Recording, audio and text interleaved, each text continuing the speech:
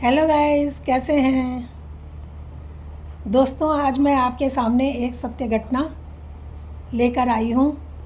आप इस कहानी में आपको डर का एहसास भी होगा। दोस्तों, ये एक सच्ची घटना है। दोस्तों, सच है तो झूठ भी है, पॉजिटिव है तो नेगेटिव भी है, काला है तो सफ़ेद भी है, इंसान है तो आत्मा भी है, और ईश्वर है तो भूत प्रेत भी इस धरती में, इस दुनिया में हैं।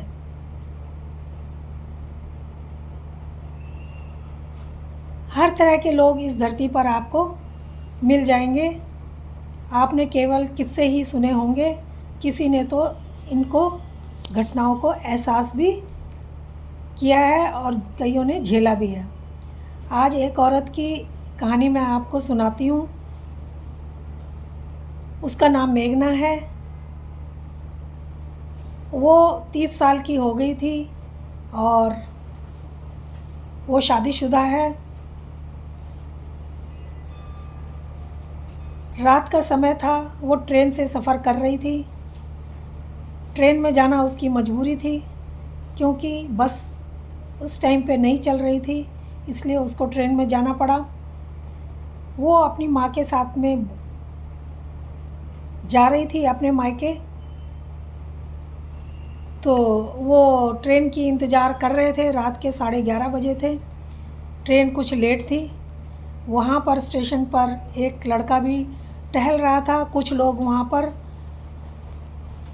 ट्रेन की इंतज़ार करते करते नींद की झपकियाँ भी ले रहे थे। मेघना की जो माँ होती हैं वो भी वहाँ पर सो जाती हैं।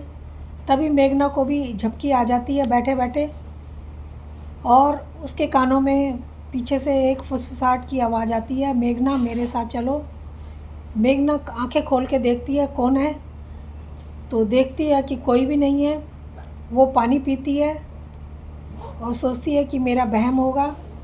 वो दोबारा पानी पी के वहाँ पर फिर बैठ जाती है आंखें बंद करके। तभी उसे फिर फुसफुसाहट पीछे से सुनाई देती है, मेघना मेरे साथ चलो। वो आंखें खोल के इधर उधर देखने लगती है। तभी उसकी नज़र पटरियों पर पड़ती है, जो उसको एक साया दिखाई देता है जो पटरियों पर बैठा हुआ था। वो उस साये की तरफ चल पड़ती है। वो अपने होश में नहीं थी। तभी एक लड़का जो वहाँ पर टहल रहा था, ट्रेन की इंतज़ार कर रहा था, वो उसके पास जाता है और उसको कहता है, मरने का इरादा है क्या? तभी वो पलट कर देखती है तो उसको वही लड़का नज़र आता है जो वहाँ पर टहल रहा था। वो कहती है, देखो वहाँ पटरी पर कोई है बैठा हुआ। वो कहता है, वो देखता है, कहता है वहाँ पर तो कोई नहीं है, तुम्हारा वहम होगा, वहाँ पर तो कोई नहीं है। तभी उनको दिखाई देता है कि कोई दो आंखें उनकी तरफ चमकीली सी उनको देख रही हैं। वो डर जाते हैं, उधर को देखते हैं। तभी एक म्याऊं करके एक बिल्ली वहाँ से कूदती है और खेतों की तरफ बढ़ जाती है। वो बिल्ली थी। मेघना कहती है, वो ये तो बिल्ली है। तभी अनाउंसमेंट होता है कि गाड़ी आने वाली है। वो अपनी माँ को उठाती है और माँ को कहती है कि माँ गाड़ी आने वाली है। गाड़ी आती है, वो ट्रेन में चढ़ जाते हैं।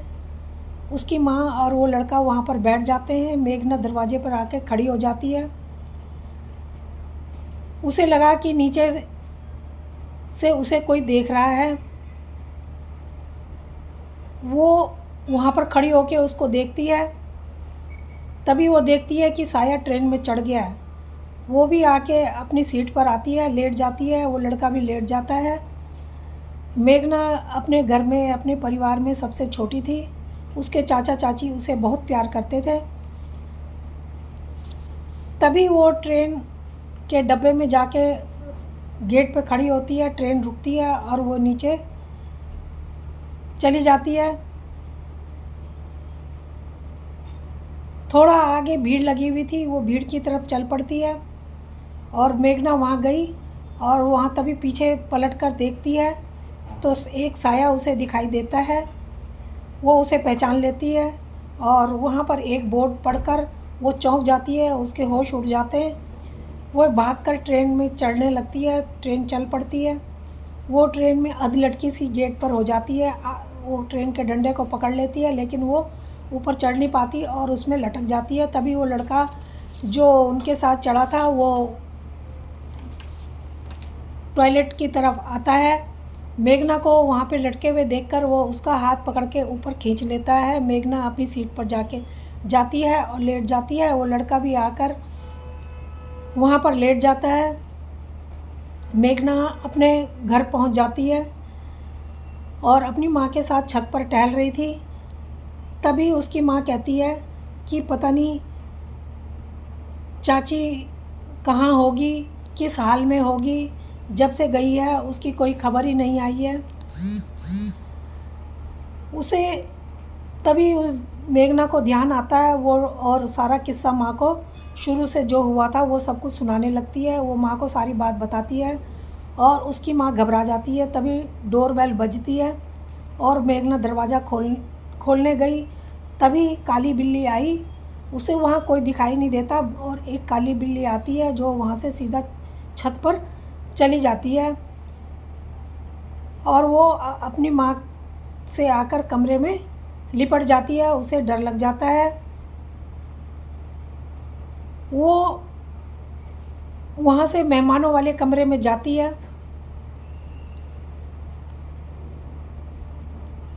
और वहाँ पर देखती है तो वहाँ पर कोई नहीं था। उसको नींद आ जाती है, झपकी आ जाती है। वो दोबारा नींद में ही होती है, लेकिन मेहमानों वाले कमरे में जाती है, देखती है तो वहाँ पर जो गेस्ट रूम होता है वहाँ पर सफ़ेद चादर ओढ़ के कोई लेटा हुआ था। तो वो कहती है कि यहाँ पर क्यों लेटे हो, कौन हो तुम। तो वो जैसे ही बोलती है वो साये की जो चादर होती है वो मुंह से हट जाती है। वो देखती है कि ये तो वही साया है। तो वो कहता है मैं तुम्हारे साथ रहूँगा। वो कहती है ये तो मेरा ससुराल है, तुम यहाँ कैसे रह सकते हो। वो कहता है कि मुझे यहाँ से कोई नहीं भगा सकता, जहाँ तुम रहोगी वहाँ मैं भी रहूँगा। और लाइटें अपने आप ही जलने बुझने लगती हैं। जब लाइटें जलने बुझने लगती हैं तो मेघना को कहता है वो कि मेघना मेरे साथ चलो। तभी वहाँ एक काली बिल्ली कूदकर चली जाती है।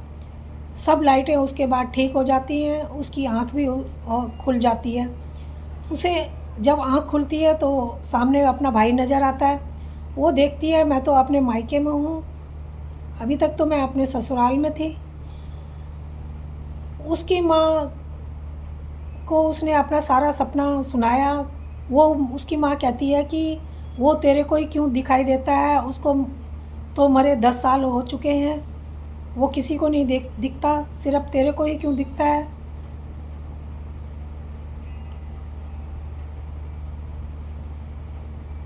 तभी मेघना को ख्याल आता है। वो कहती है कहीं मेरे ससुराल में कोई अनहोनी ना हो जाए, कोई घटना ना घट गई हो, मैं अपना ससुराल जाना चाहती हूँ।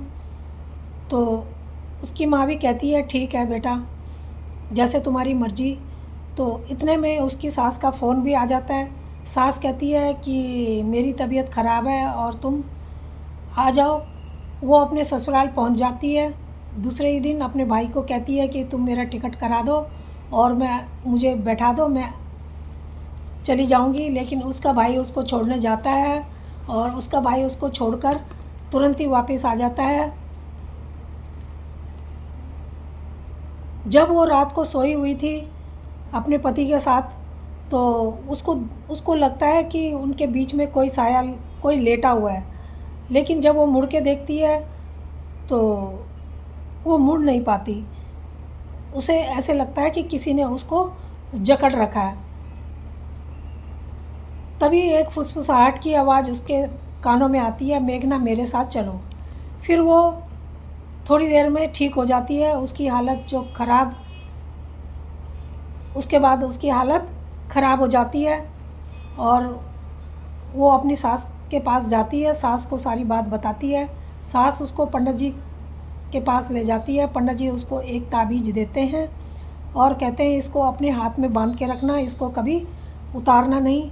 वो कहती है ठीक है। 2 दिन तक तो वो अपने हाथ में ताबीज़ बांध के रहती है, कुछ नहीं होता। लेकिन तीसरे दिन वो अपने हाथ से ताबीज़ उतार के अपने पलंग के पास रख देती है और सोचती है कि अगर मुझे कुछ प्रॉब्लम होगी तो मैं इसको बांध लूँगी। लेकिन रात को जब उसको फिर वो होता है तो वो हिल डुल भी नहीं सकती, और ताबीज़ को तो वो कहाँ से उठा के बांधती। सुबह वो उठती है और ताबीज़ को बांध लेती है।